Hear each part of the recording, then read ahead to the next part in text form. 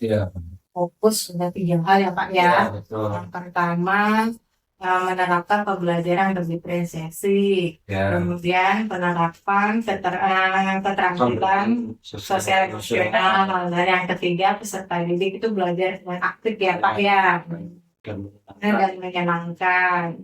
Oke Pak. Nah, sekarang nih Pak, dari yang Bapak lakukan tersebut, Ya.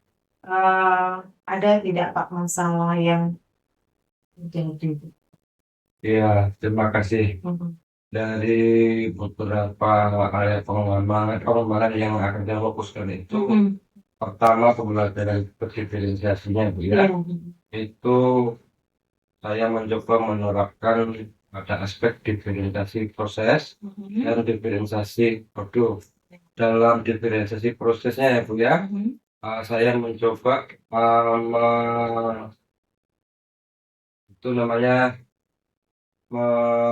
mengakomodir kebutuhan peserta didik Mhm. pada profil dan gaya belajar murid. Nah, kelompok A saya kelompokkan sesuai yang memiliki minat, misalnya adalah auditori, kemudian kinestetik dan seterusnya gitu ya Bu ya.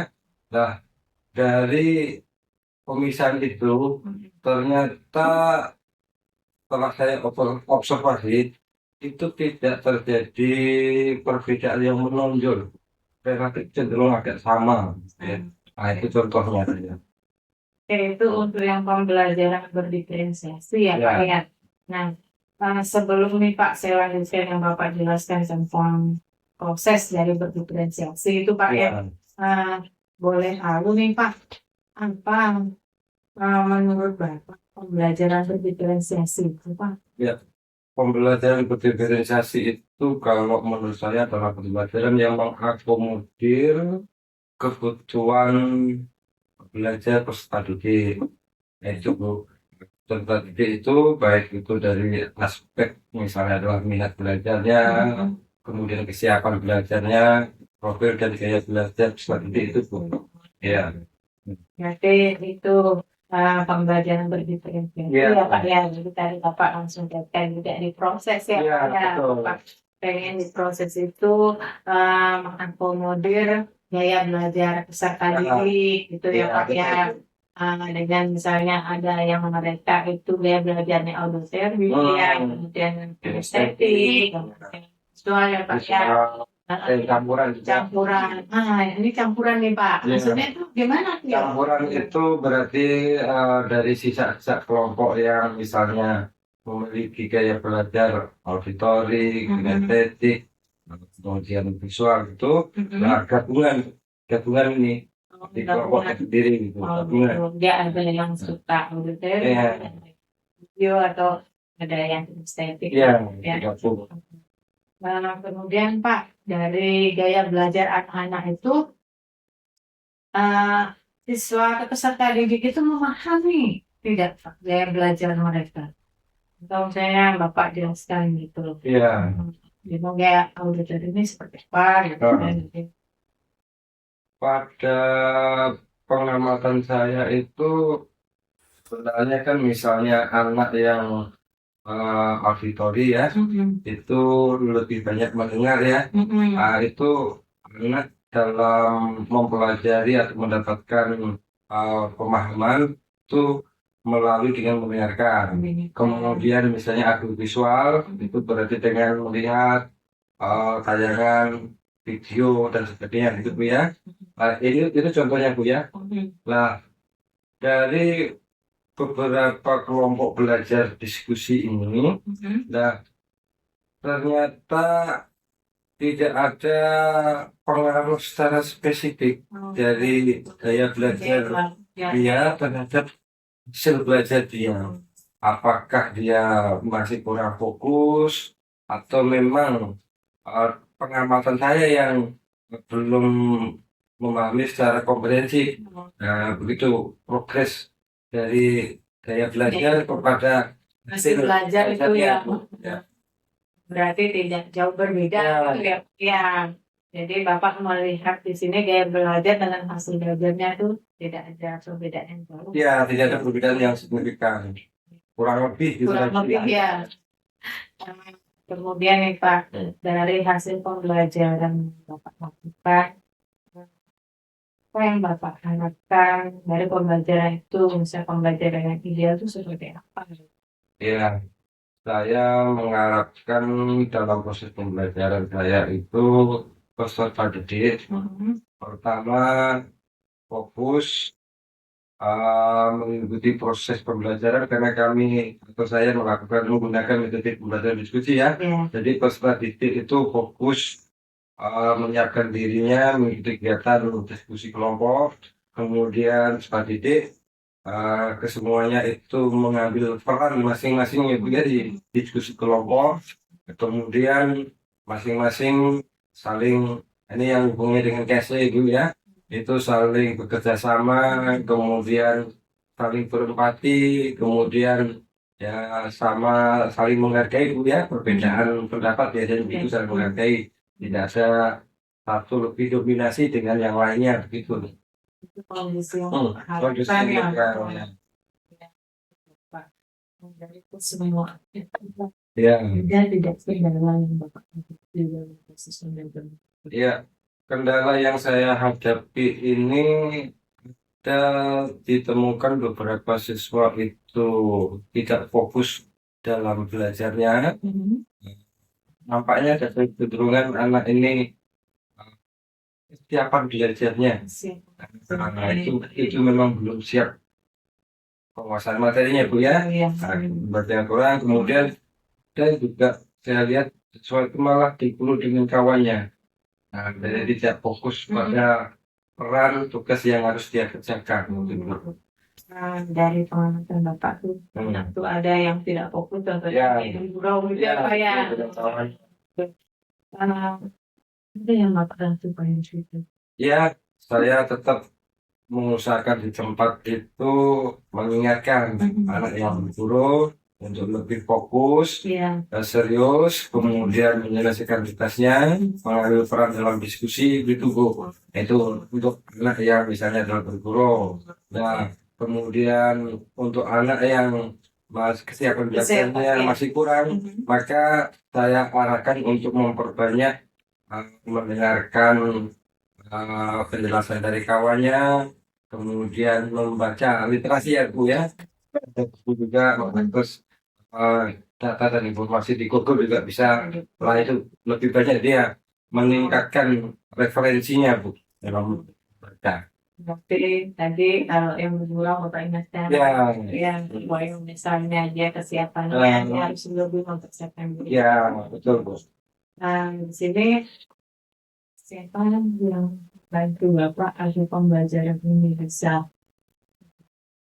Ya, agar proses pembelajaran saya itu dapat berjalan yang baik, pertama beberapa kawan sejawat saya itu membantu memberikan ide, pendapat, masukan gitu ya Bu ya, untuk perbaikan pembelajaran saya. Kemudian juga ada masukan-masukan dari siswa untuk misalnya adalah metode pembelajaran yang kira-kira disukai seperti apa, atau suasana kelas yang disukai oleh siswa itu seperti apa lah. Itu juga ada masukan dari siswa Bu.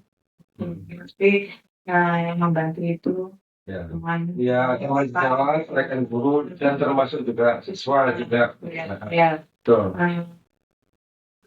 Kira-kira apa nih Bapak lakukan untuk menyelesaikan pembelajaran? Ya, saya rencanakan itu setelah pertemuan ini Bu, saya akan merancang pembelajaran saya, kemudian saya melakukan perbaikan dalam proses pembelajarannya pada pertemuan yang akan datang Bu ya. Bertanya itu. Ya. Ya, betul Bu. Kemudian ada hal lagi yang ingin Bapak sampaikan di diskusi ini? Ya, saya mencoba ke depannya untuk lebih bisa apa ya, melakukan pembelajaran berdifferensiasi yang bervariatif ya, dan berkolaboratif. Ini usahakan ada kerjasama antara rekan guru dan siswa karena ada masukan gitu ya. Ya. Kemudian saya akan lebih menguatkan keterampilan sosial emosionalnya secara terstruktur pada tahapan atau sintak pembelajaran itu ya. Ya. Misalnya dalam pembelajaran dengan menggunakan metode apa namanya itu diskusi kelompok dengan metode pembelajaran project work. Nah itu KSE-nya saya akan coba menunjukkan step-step tahapan sintak pembelajarannya gitu ya. Kemudian yang ketiga saya mencoba melakukan refleksi bisa di akhir pembelajaran, kemudian atau mingguan gitu ya. Ya, yang keempat saya mencoba untuk melakukan kegiatan umpan balik pas pembelajaran, baik itu setelah pembelajaran ataupun dalam mingguan gitu ya Bu ya.